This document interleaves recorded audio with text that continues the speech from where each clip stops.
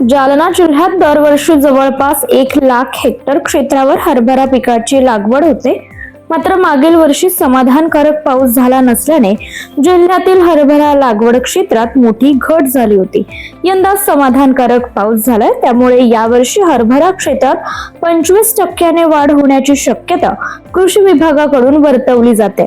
मागील वर्षी हरभरा पिकाचं क्षेत्र 1,00,000 हेक्टरवरून 84,504 हेक्टरवर आलं होतं, परंतु यावर्षी 1,05,000 पेक्षा अधिक क्षेत्रावर हरभरा पिकाची लागवड होणार असल्याचं विभागाकडून सांगण्यात आलं.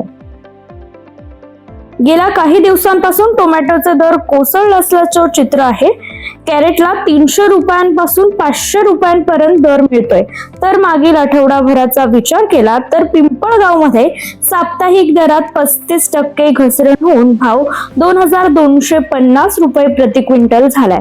तर काल पिंपळगाव टोमॅटो मार्केटला जवळपास 2,00,000 कॅरेटची आवक होऊन प्रति कॅरेट 490 रुपयांपर्यंत दर मिळाला.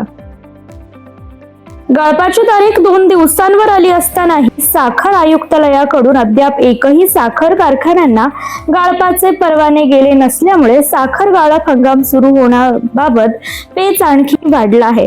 राज्यात होत असलेल्या विधानसभा निवडणुकीच्या पार्श्वभूमीवर गाळप हंगाम 15 नोव्हेंबर ऐवजी 25 नोव्हेंबर रोजी सुरू करण्याच्या हालचाली राज्यस्तरावर चालू आहेत. पण विस्मा आणि काही राजकीय नेत्यांनी 15 नोव्हेंबर रोजी गाळप सुरू करण्यासंदर्भात भूमिका घेतली. राज्यातील रब्बीच्या पेरण्यांना वेग आला असून राज्यातील जवळपास 30% अधिक पेरण्या पूर्ण झाल्याची माहिती कृषी आयुक्तालयाकडून मिळाली आहे. मान्सूनचा पाऊस चांगला पडल्याने आणि परतीच्या पावसानेही राज्यात हजेरी लावल्यामुळे रब्बीच्या पिकांना फायदा झालाय. अद्यापही राज्यातील बहुतांश भागातील पेरण्या बाकी आहेत. आतापर्यंत रब्बी, ज्वारी, मका आणि गहू या पिकांची पेरणी 9,97,000 हेक्टर क्षेत्रावर झाली आहे. तर ज्वारी पिकाची पेरणी ही 7,87,000 हेक्टरवर झाली आहे.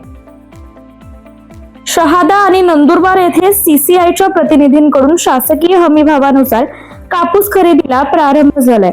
यानंतर खासगी व्यापाऱ्यांनी सोमवारी कापसाला प्रति क्विंटल 7,500 रुपयांपर्यंत दर दिल्याने CCIच्या खात्यात 1 क्विंटलही कापूस जमा झाला नाही. मात्र दुसरीकडे पणन मंडळाच्या माहितीनुसार अपवाद वगळता कोणत्याच बाजार समितीत 7,100 रुपयांपेक्षा अधिक कापूस खरेदी होत नसल्याचं चित्र आहे. नाशिकच्या मन्याड परिसरातील 22हून अधिक गावांना नवसंजीवनी ठरणारे मन्याड धरण यावर्षी 26 सप्टेंबर रोजी सकाळी 11 वाजता ओव्हरफ्लो झाला. या धरणातून रब्बीसाठी 15 डिसेंबर नंतर पहिले आवर्तन सोडण्याचा निर्णय कालवा सल्लागार समितीच्या बैठकीत घेण्यात आला. तसेच कालव्याचे कामही लवकरच हाती घेणार असल्याचं अधिकाऱ्यांकडून सांगण्यात आले. यावर्षी किमान 3 आवर्तने मिळवण्याची दाट शक्यता शेतकऱ्यांनी होती, परंतु कालवा नादुरुस्तीमुळे या वर्षी देखील 2च आवर्तनावर समाधान मानावं लागणार आहे. सिंचनासाठी वापरल्या जाणाऱ्या शेतकऱ्यांच्या विद्युत पंपांना अखंडित पुरेशा दाबाने आणि तोही दिवसा सप्लाय मिळावा यासाठी शासन लाखो रुपयांचा खर्च करून विविध सौर पंप योजना राबवतात. मात्र योजनेची अंमलबजावणी ठेकेदार कंपन्यांना मनाप्रमाणे होत नसल्याने ऐन रब्बी हंगामात गरज असतानाही अनेक शेतकऱ्यांना सौर पंप सेट मिळत नसल्याने संताप व्यक्त केला जातोय.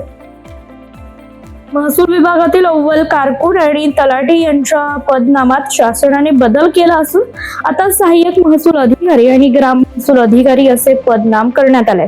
महसूल विभागात जुने पदनाम दिसणार नाही, त्यामुळे महसूल कर्मचाऱ्यांमधून समाधान व्यक्त होतं.